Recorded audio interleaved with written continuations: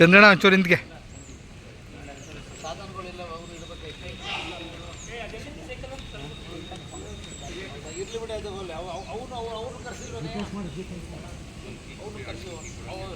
ಕೆಲವರು ವಿಶೇಷ ಚೇತನರಿಗೆ ಒಂದು 12.5 ಲಕ್ಷ ರೂಪಾಯಿ ವೆಚ್ಚದಲ್ಲಿ ತ್ರಿಚಕ್ರ ವಾಹನ 9 ಲಕ್ಷ ರೂಪಾಯಿ, ಸಾಧನ ಸಲಕರಣೆ 3.5 ಲಕ್ಷ ರೂಪಾಯಿನಲ್ಲಿ ಇವತ್ತು ವಾಹನ ಮತ್ತು ಸಾಧನಗಳನ್ನು ವಿತರಣೆ ಮಾಡುವಂಥ ಕಾರ್ಯಕ್ರಮದಲ್ಲಿ ನಮ್ಮ ಇಒ ಹರೀಶ್ ಅವರಿದ್ದಾರೆ, ಸುಬ್ರಹ್ಮಣ್ಯ ಇದ್ದಾರೆ.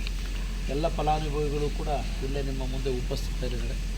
ಅವರು ಕೂಡ ಸಮಾಜದ ಮುಖ್ಯವಾಹಿನಿಯಲ್ಲಿ ಒಂದು ಆತ್ಮಸ್ಥೈರ್ಯದಿಂದ ಬದುಕನ್ನು ಕಟ್ಕೊಂಡು ರೂಪಿಸ್ಕೋಬೇಕು ಅನ್ನೋ ಒಂದು ಉದ್ದೇಶದಿಂದ ಈ ಒಂದು ಕಾರ್ಯಕ್ರಮದ ಅಡಿಯಲ್ಲಿ ಅವಕಾಶವನ್ನು ಮಾಡಿದ್ದೇವೆ. ಪ್ರತಿ ವರ್ಷವೂ ಕೂಡ ಇದನ್ನು ಪಾರದರ್ಶಕವಾಗಿ ಅವ್ರು ಕೊಡುವಂಥ ಕೆಲಸವನ್ನು ಮಾಡ್ಕೊಂಬಂದಿದ್ದೇವೆ. ಅದಲ್ಲದೆ ಬೇರೆ ಬೇರೆ ವಿವಿಧ ಯೋಜನೆಗಳಲ್ಲೂ ಕೂಡ ತಾಲೂಕಿನಲ್ಲಿ ಅವಕಾಶ ಮಾಡಿದ್ವಿ. ನನಗೆ ತಿಳಿದಿರೋ ಮಟ್ಟಿಗೆ ಕಳೆದ ಒಂದು 13 ವರ್ಷದಿಂದ 13 ವರ್ಷಗಳಿಂದ ಸುಮಾರು ಒಂದು 200-250 ಜನ ಫಲಾನುಭವಿಗಳಿಗೆ ನೀಡಿದ್ದೀವಿ.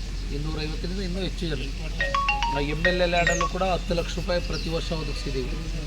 ವಿವಿಧ ಯೋಜನೆ ಅಡಿಗಳಲ್ಲಿ ಜಿಲ್ಲಾ ಪಂಚಾಯಿತಿ, ತಾಲೂಕ್ ಪಂಚಾಯಿತಿ ಯೋಜನೆ, ಅಂಗವಿಕಲ ಕಲ್ಯಾಣ ಇಲಾಖೆ ಯೋಜನೆ ಅಡಿನಲ್ಲಿ ಎಲ್ಲ ಸೇರಿ ನನಗೆ ತಿಳಿದಿರೋಂಗೆ 300ಕ್ಕಿಂತ ಯೋಜನೆ ಅಡಿನಲ್ಲಿ ತಾಲೂಕಿನಲ್ಲಿ ಮೊದಲನೇ ಸಲ 270 ಜನಕ್ಕೆ ಅವು ಸಾಧನಗಳನ್ನು ಅಳವಡಿಸ್ತಕ್ಕಂಥ ಒಂದು ಗುಣಮಟ್ಟದ ಸಾಧನಗಳನ್ನು ಅಳವಡಿಸ್ತಕ್ಕಂಥ ಮಾಡಿದ್ರು. ಎರಡನೇ ಹಂತದಲ್ಲಿ 78 ಕಿವಿಗಳ ಶ್ರವಣ ಸಾಧನವನ್ನು ಅದನ್ನು ಕೂಡ ಮುಂದಿನ ದಿನಗಳಲ್ಲಿ ಒಂದು ಕ್ಯಾಂಪ್ ಮಾಡಬೇಕು ಅಂತ ಒಂದು ಉದ್ದೇಶವನ್ನು ಕೂಡ ಇಟ್ಕೊಂಡಿದ್ದೇವೆ. ಅದನ್ನು ಜರೂರಾಗಿ ಅದನ್ನು ಲಿಸ್ಟನ್ನು ತಗೊಳ್ಳಿಕ್ಕೆ ಅಂಗವಿಕಲ ಅಧಿಕಾರಿ ಸುಬ್ರಹ್ಮಣ್ಯ ಅವ್ರಿಗೆ ಹೇಳಿದ್ದೀವಿ.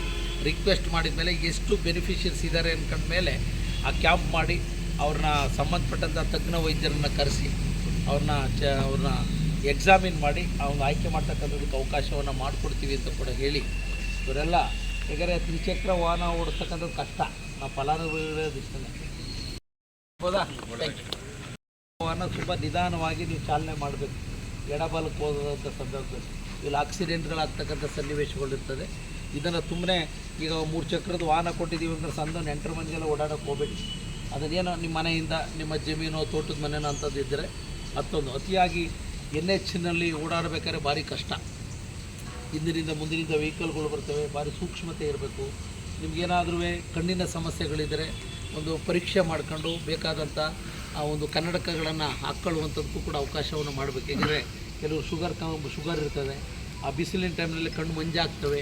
ಆ ಕಾರಣದಿಂದ ಆಪ್ಥಮಾಲಜಿಸ್ಟ್ನ ಸಂಪರ್ಕ ಮಾಡಿಕೊಂಡು ಯಾರ್ಯಾರಿಗೂ ಕಣ್ಣಿನ ಸಮಸ್ಯೆಗಳಿದ್ರೆ ಆ ಕನ್ನಡಕಗಳನ್ನು ಅದು ಕೂಡ ಧರಿಸ್ಕೊಳ್ತಕ್ಕಂಥದ್ದಕ್ಕೆ ಅವಕಾಶವನ್ನು ಮಾಡ್ಕೋಬೇಕು ಅಂತ ಕೂಡ ನಾನು ಈ ಸಂದರ್ಭದಲ್ಲಿ ಹೇಳಿ, ಈ ತ್ರಿಚಕ್ರ ವಾಹನಗಳು ನಿಮಗೆ ಓಡಾಡಲಿಕ್ಕೆ ಎಲ್ಲ ರೀತಿಯಿಂದ ಕೂಡ ಅನುಕೂಲ ಆಗಲಿ ಅಂತ ನಾನು ಶುಭ ಹಾರೈಕೆಗಳನ್ನು ತಿಳಿಸಿ, ಸಾಧನಗಳು, ವೀಲ್ ಚೇರ್ಗಳು, ಆಮೇಲೆ ಸಪೋರ್ಟಿಂಗ್ ವಾಕಿಂಗ್ ಸ್ಟಿಕ್ಸು ಇವೆಲ್ಲವೂ ಕೂಡ ಯಾವುದು ಎಷ್ಟು ಬೇಡಿಕೆ ಇದ್ದರೂ ಕೂಡ ಅದು ಒದಗಿಸ್ಕೊಡುವಂಥದ್ದು ಅವಕಾಶವನ್ನು ಮಾಡಿಕೊಡ್ತೀವಿ.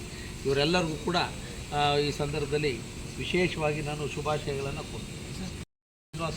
ಎಲ್ಲ DLಗಳು ಮಾಡಿಸ್ಕೋಬೇಕು, ಗೊತ್ತಾಯ್ತಲ್ಲ? ಏನು ಇದೀವಲ್ವಾ ಉಮಾಶಂಕರ್, ಏನಪ್ಪ ಎಲ್ಲ ಮಾಡಿಸ್ಕೋಬೇಕು. ಇಂದ ಹೋದರೆ ಆಮೇಲೆ ಯಾರು DL ಮಾಡಿಸ್ಕೊಳ್ಳಲ್ವ ಗಾಡಿನ ಸ್ಟಾಪ್ ಆಗ್ತದೆ, ಕೇಸ್ ಹಾಕ್ತಾರೆ, ಗೊತ್ತಾಯ್ತು? ಇವತ್ತು ನಮ್ಮ ವಿಶೇಷ ಚೇತನರಿಗೆ ಒಂದು 12.5 ಲಕ್ಷ ರೂಪಾಯಿ ವೆಚ್ಚದಲ್ಲಿ ತ್ರಿಚಕ್ರ ವಾಹನ 9 ಲಕ್ಷ ರೂಪಾಯಿ, ಸಾಧನ ಸಲಕರಣೆ 3.5 ಲಕ್ಷ ರೂಪಾಯಿನಲ್ಲಿ ಇವತ್ತು ವಾಹನ ಮತ್ತು ಸಾಧನಗಳನ್ನು ವಿತರಣೆ ಮಾಡುವಂಥ ಕಾರ್ಯಕ್ರಮದಲ್ಲಿ ನಮ್ಮ ಇಒ ಹರೀಶ್ ಅವರಿದ್ದಾರೆ, ಸುಬ್ರಹ್ಮಣ್ಯ ಇದ್ದಾರೆ. ಎಲ್ಲ ಫಲಾನುಭವಿಗಳು ಕೂಡ ಇಲ್ಲೇ ನಿಮ್ಮ ಮುಂದೆ ಉಪಸ್ಥಿತರಿದ್ದಾರೆ. ಅವರು ಕೂಡ ಸಮಾಜದ ಮುಖ್ಯವಾಹಿನಿಯಲ್ಲಿ ಒಂದು ಆತ್ಮಸ್ಥೈರ್ಯದಿಂದ ಬದುಕನ್ನು ಕಟ್ಕೊಂಡು ರೂಪಿಸ್ಕೋಬೇಕು ಅನ್ನೋ ಒಂದು ಉದ್ದೇಶದಿಂದ ಈ ಒಂದು ಕಾರ್ಯಕ್ರಮದ ಅಡಿಯಲ್ಲಿ ಅವಕಾಶವನ್ನು ಮಾಡಿದ್ದೇವೆ. ಪ್ರತಿ ವರ್ಷವೂ ಕೂಡ ಇದನ್ನು ಪಾರದರ್ಶಕವಾಗಿ ಅವ್ರು ಕೊಡುವಂಥ ಕೆಲಸವನ್ನು ಮಾಡ್ಕೊಂಬಂದಿದ್ದೇವೆ. ಅದಲ್ಲದೆ ಬೇರೆ ಬೇರೆ ವಿವಿಧ ಯೋಜನೆಗಳಲ್ಲೂ ಕೂಡ ತಾಲೂಕಿನಲ್ಲಿ ಅವಕಾಶ ಮಾಡಿದ್ದೇವೆ. ನನಗೆ ತಿಳಿದಿರೋ ಮಟ್ಟಿಗೆ ಕಳೆದ ಒಂದು 13 ವರ್ಷದಿಂದ 13 ವರ್ಷಗಳಿಂದ ಸುಮಾರು ಒಂದು 200-250 ಜನ ಫಲಾನುಭವಿಗಳಿಗೆ ನೀಡಿದ್ದೀವಿ. 250ರಿಂದ ಇನ್ನೂ ಹೆಚ್ಚು ಜನ. MLL ಆಡಲ್ಲೂ ಕೂಡ 10 ಲಕ್ಷ ರೂಪಾಯಿ ಪ್ರತಿ ವರ್ಷ ಒದಗಿಸಿದ್ದೀವಿ. ವಿವಿಧ ಯೋಜನೆ ಅಡಿಗಳಲ್ಲಿ ಜಿಲ್ಲಾ ಪಂಚಾಯಿತಿ, ತಾಲೂಕ್ ಪಂಚಾಯಿತಿ ಯೋಜನೆ, ಅಂಗವಿಕಲ ಕಲ್ಯಾಣ ಇಲಾಖೆ ಯೋಜನೆ ಅಡಿನಲ್ಲಿ ಎಲ್ಲ ಸೇರಿ ನನಗೆ ತಿಳಿದಿರೋಂಗೆ 300ಕ್ಕಿಂತಲೂ ಹೆಚ್ಚು ಫಲಾನುಭವಿಗಳಿಗೆ ಅವಕಾಶವನ್ನು ಮಾಡಿದ್ದಾರೆ.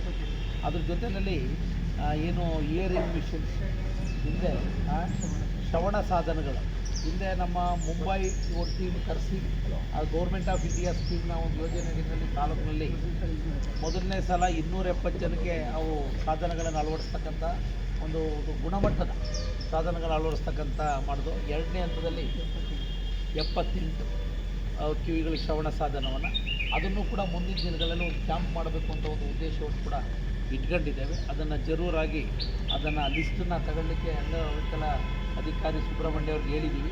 ರಿಕ್ವೆಸ್ಟ್ ಮಾಡಿದ ಮೇಲೆ ಎಷ್ಟು ಬೆನಿಫಿಷಿಯರ್ಸ್ ಇದ್ದಾರೆ ಅಂತಂದ ಮೇಲೆ ಆ ಕ್ಯಾಂಪ್ ಮಾಡಿ ಅವ್ರನ್ನ ಸಂಬಂಧಪಟ್ಟಂಥ ತಜ್ಞ ವೈದ್ಯರನ್ನು ಕರೆಸಿ ಅವ್ರನ್ನ ಎಕ್ಸಾಮಿನ್ ಮಾಡಿ ಅವ್ರನ್ನ